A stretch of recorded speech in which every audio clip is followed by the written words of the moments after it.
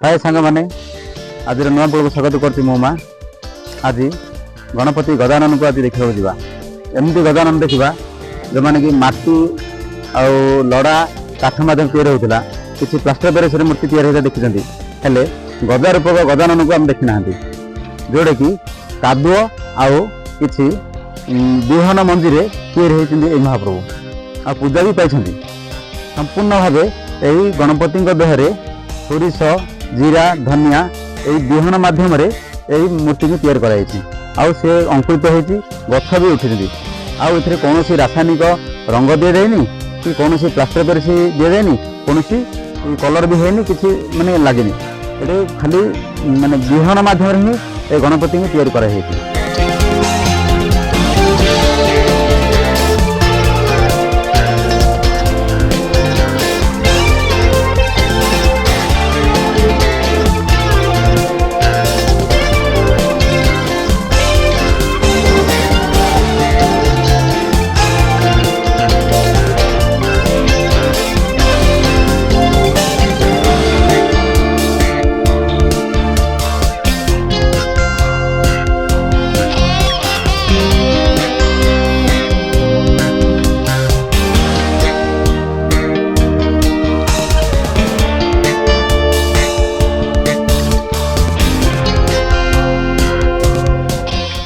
यही माने गणपति देहरे आमर कौन कौन सब लगी एक्चुअली जे गजा रूपक गणपति होती ना आम किसी कृत्रिम जिनस आम लगे जिन एक्चुअली आम देखा जे प्राकृतिक जिनस सब कम हो देखिपे सब गछ भी उठी सब आमर जो विहन सार मध्यम गछ उठी ये सब प्राकृतिक मध्यम काम हो किसी माने विहन पकाई विहन मध्यम ये सब गछ उठी आप देखिथे संपूर्ण भाव जे विहन मध्यम ही गछ होती आउ एमती विरल मूर्ति आपण माने केबे देखिते नथि हम कहि परिनी आमे देखुछु हमर एई जगारे प्रथम थर पई एई विरल मूर्ति हम देखि जाउछु जहा कि माने गजा रूपक गजानन को देखुछु आमे जहा कि हमर जो विहन माध्यम रे गणपति करथि माटी आउ विहन पकाइरी एथिरे आ कोनोसी माने किछि अन्य कोनोसी जिंस लागिनी ना रंग लागिनी कोनोसी रासायनिक रंग लागिनी किबा कोनोसी केमिकल जिंस लागिनी किबा कोनोसी हमर जो लुगापटार व्यवहार किसी भी नहीं ये ओनली माटी तैयारी होती सहित ये गजा किसी माने अंकुरित गजा मध्यम यही मूर्ति को तैयार कराई पुरस्कार ब्लॉक अंतर्गत पांडरखली गाँव ये होती से चित्रशिल्पी अरुण बार्तिया जे कि गजा रूपक गणपति को गढ़ी आउ पचारि बुझा ये गणपति तैयारी करिबारे कौन प्रयास अच्छे आ समाज को कौन वार्ता देवे ये गणपति तैयारी करिबारे समाज को गोटे बार्ता देवी मु पिला दिन विभिन्न रंग मध्यम कलर मध्यम से दे दी आसुली समस्त जानते जे विभिन्न केमिकल्स रंगीन प्लास्टर पेरिस ये सब साइंटिफिक विभिन्न प्रकार केमिकल्स करवाटा ठीक होनी भाविली जेहेतु मुझे किसी वर्ष पूर्व प्रकृति को भल पाऊँ नेचर भल पाऊँ जो नेचर आम ऑक्सीजन दूसरी नेचर द्वारा आमर ऑक्सीजन द्वारा आम जीवन संग्रह आम जीवन द्वारा आम जीवन निर्वाह हो तो मुझे मन कली भाविली बयस 50 है बहुत बदनाम सुनाम सब चली आउ कि किसी गोटे करवा परमात्मा मान सत्मार्ग जावा आउ कि सत्य मार्ग जावा आउ जहाँ भी बर्तमान गोटे माने किसी वर्ष आध्यात्मिक मार्ग पड़ी आध्यात्मिक माने पूरा भगवान को भितर लीन है भाई मोर भाव सृष्टि होती भाविली मुझे प्रकृति को भल पाऊँ प्रकृति भितर सब देखुची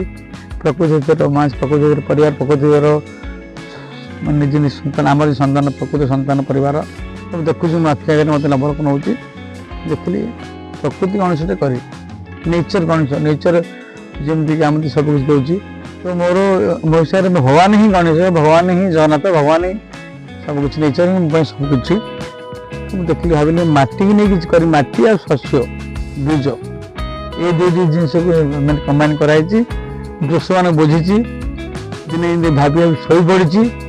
शोई पड़ा गोटे स्वप्न हो गोटे विराट काय मैं नेचर गणेश देखिली मैंने विराट काय मैंने ग्रीनरी ତାପରେ ବିଲ ଭାଙ୍ଗି ଯାଇଛି। ତା ପରଦିନ ସମସ୍ତେ କୃଷକମାନେ ଆମ ଗାଁର ସବୁ ସାରସୀ ଭାଇ ତାଙ୍କର ସମସ୍ତଙ୍କୁ ଗାଗା ମାଗା ରାଗା ସମସ୍ତେ ପଚାରିଲି ଯେ ଆରେ କେମିତି ବୁଣିଲେ କ'ଣ କଲେ କ'ଣ ହବ ମୋତେ ଭାଇ, ମୁଁ ତ ଭାଇ ଚିତ୍ର କଳାକାରଟିଏ, ଆପଣ କ'ଣ କେମିତି ମୋତେ ଆଦେଶ ଦିଅନ୍ତୁ, କିଛି ପରାମର୍ଶ ଦିଅନ୍ତୁ, କେମିତି ବୁଣିଲେ କ'ଣ କେମିତି ତ ରୋଇଲେ ବୋଇଲେ ହବ। ସେ ଭାଇମାନେ ସବୁ ପରାମର୍ଶ ଦେଇଛନ୍ତି। କେତେଦିନ ଭିତରେ କୋଉଟା ଗଜା ହବ, ତ ପଞ୍ଚ ବୀଜ ସୋରିଷ ଜିରା ମାଣ୍ଡିଆ ବିରି ମୁଗ ନେଇକି ଏସବୁ କାମ ହେଇଛି। ଗୋଟେ ଅଦ୍ଭୁତ ମାନେ ଚିନ୍ତାଧାରା ଯୋଉ କରନ୍ତି ଆପଣ, ଆମର ଯାହା ଚାହିଁ ଭଗବାନ ସେମିତି ସୃଷ୍ଟି ହେବେ, ସବୁଥିରେ ଭଗବାନ ଅଛନ୍ତି। ମୋର ଏମିତି ଆଶା ହେଲା ଯେ ମୁଁ ପ୍ରକୃତି ନେଇ କରି ପ୍ରକୃତି ହିସାବରେ ସମସ୍ତଙ୍କର ଇଚ୍ଛା ହେଲା ସେ ସବୁ ବୀଜ 5 ବୀଜ ନେଇକିରି ଏ ଜିନିଷ ସୃଷ୍ଟି କରାହେଲା। ବହୁତ ଦିନ ପରେ ମୋତେ 50 ବର୍ଷ ହେଲା। ଏଇ 50 ବର୍ଷର ଅଭିଜ୍ଞତାରେ ଆଉ କିଛି ଭଗବାନଙ୍କର ଭକ୍ତି ପ୍ରେମରେ ଏ ଜିନିଷ ସୃଷ୍ଟି ହେଇଛି। ଆଜି ମୋର ତମ ସମ୍ମୁଖରେ ତମ ସାମ୍ନାରେ ଏ ଜିନିଷ କ୍ରିଏଟ୍ ହେଇଛି, ମୁଁ କିଛି କହିପାରିବିନି। ଓମ୍ ଶ୍ରୀ ଗଣେଶାୟ ନମଃ। ଯେତେବେଳେ ନା କିଛି ପ୍ରେମ ହେଇଯାଏ, ସେ ହଉଛି କେବଳ ଆମେ ପ୍ରକୃତି ହିଁ ପାଇବା। ପ୍ରକୃତିକୁ ନେଇକି ଆମର ଅରୁଣ ଭାଇ ଯାହା ଆଜି ତିଆରି କରିଛନ୍ତି, ସେ ହଉଛି ଗୋଟେ କଳା କୀର୍ତ୍ତିରାଜି। ଗୋଟେ ମାଟି ସହିତ ବୀଜକୁ ସଂସ୍ଥାପନ କରି ଆଜି ଯେଉଁ ଠାକୁର ନାମରେ ଆମେ ତାକୁ ପୂଜା କରୁଛୁ, ତାହା ମାନେ ଅକଳନୀୟ କହିଲେ ଚଳେ। ଯଦି କଳାକୁ ଗୁରୁତ୍ୱ ଦିଆଯାଏ, ତେବେ କଳା ସହିତ ଆକୃତିକୁ ମଧ୍ୟ ଗୁରୁତ୍ୱ ଦିଆଯାଇପାରିବ। ତେଣୁ ତାକୁ କୁହାଯାଏ କଳାକୃତି। କଳା ସହିତ ଆକୃତିକୁ ଯଦି ଆମେ ସଠିକ ରୂପରେ ତାକୁ ଉପସ୍ଥାପନ କରିପାରିବା, ତେବେ ସିଏ ଆମର ହେଇପାରିବ ଗୋଟେ ମହାନ କୀର୍ତ୍ତିରାଜ। ତେଣୁକରି ଅରୁଣ ଭାଇ ଆମର ରାସ୍ତାଘାଟରେ ଯେତେ ଯିବା ଆସିବା କରୁଛନ୍ତି, ପ୍ଲସ୍ ଆମର ବି ଗୋଟେ ଅନୁଷ୍ଠାନ ଚାଲିଛି, ଛାତ୍ରଛାତ୍ରୀମାନେ ବହୁତ ପାଠ ପଢ଼ୁଛନ୍ତି। ଆମେ ତାଙ୍କୁ ବି ଟିଚର ନେଇ ଦେଖେଇଥିଲୁ, ସେମାନେ ମଧ୍ୟ ଏମିତି ହେଇଛି ବୋଲି କହିକିରି ପିଲାମାନେ ବହୁତ ଆମର ଖୁସି ହେଇଥିଲେ, ଯାହାକି ଆଜିକା ଦୁନିଆରେ ବିରଳ। ଲୋକମାନେ କ'ଣ କରନ୍ତି ନା ଆଜିକାଲି ପିଓପିର ମୂର୍ତ୍ତି ଗଢ଼ନ୍ତି, କାବ୍ୟକୁ ସମସ୍ତେ ଭୁଲିଗଲେଣି। ଯୋଉଟା ପାଣିରେ ମିଶିବାଟା କଷ୍ଟ, କିମ୍ବା କୋଉଟେ ବର୍ଜ୍ୟବସ୍ତୁ ହିସାବରେ ତାକୁ ଡ୍ୟାମେଜ ହେବାଟା ମଧ୍ୟ ବହୁତ କଷ୍ଟ। ତେଣୁ କରିକିରି କାବ୍ୟକୁ ବା ମାଟିକୁ ଆମେ ଯାହାକୁ ଭଲ ପାଉଛନ୍ତି, ଯେହେତୁ ଆମର ମାନେ ଆମର କର୍ମଦାତା ସବୁ, ତେଣୁକରି ଏମିତି ନେଇକିରି ଏମିତି ଗୋଟେ କଳାକୃତି ତିଆରି କରିବା ଯାହା ଅସମ୍ଭବ, ଯୋଉଟା ଆମର ଅରୁଣ ଭାଇ ଆମର କରିକି ତାକୁ ସଫଳ କରି ସମସ୍ତଙ୍କୁ ଦେଖେଇଛନ୍ତି। ପ୍ରଥମେ ଅରୁଣ ଭାଇ ଏହିପରି ବିଜୟ ଗଣେଶ ତିଆରି କରିଛନ୍ତି, ତେଣୁ ତାଙ୍କୁ ପ୍ରଥମେ ଅଶେଷ ଧନ୍ୟବାଦ। ଏହା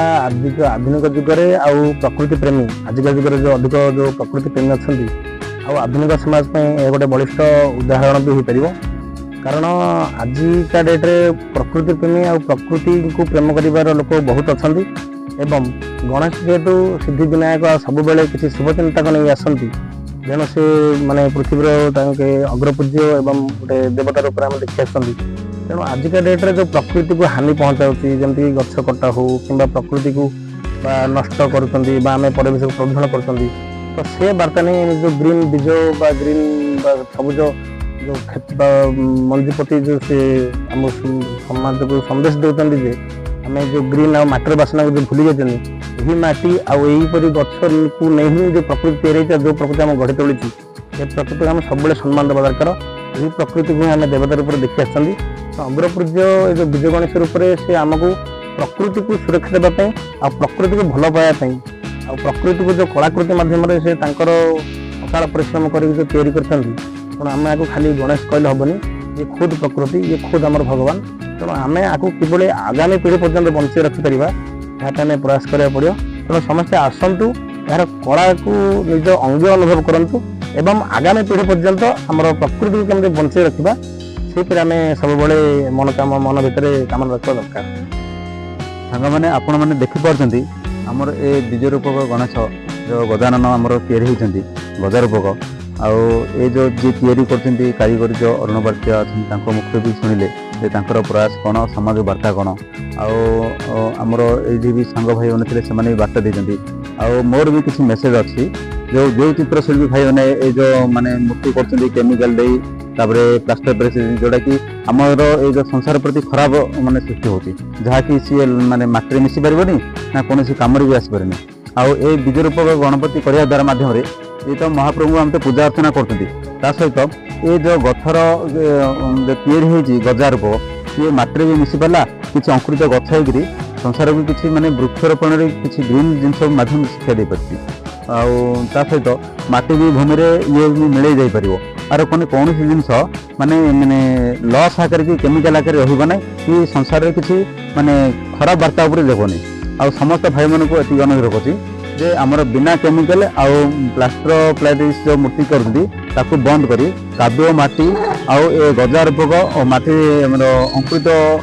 सिस्टम रे गणपति भाव करंतु पूजा अर्चा करंतु आ किछि नुआ माध्यम देखा चाहतु जिनपरि हमर अरुणवर्ती बाबू देखैतंती जे नुआ रूपक हमर गणपति